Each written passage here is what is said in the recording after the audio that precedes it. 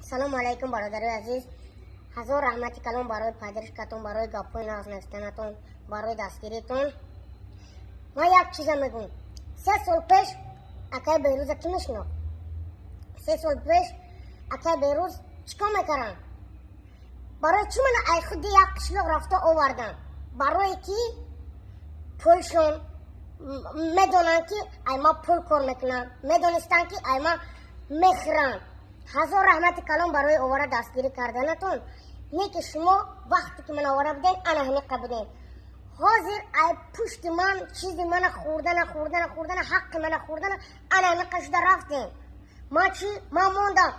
ماشیناتون علی شد. ای پشت من رستوران شده. دیگه کارو کنیم. پدر و مادر ما در دنیا یک قشلاق زندگی کرده.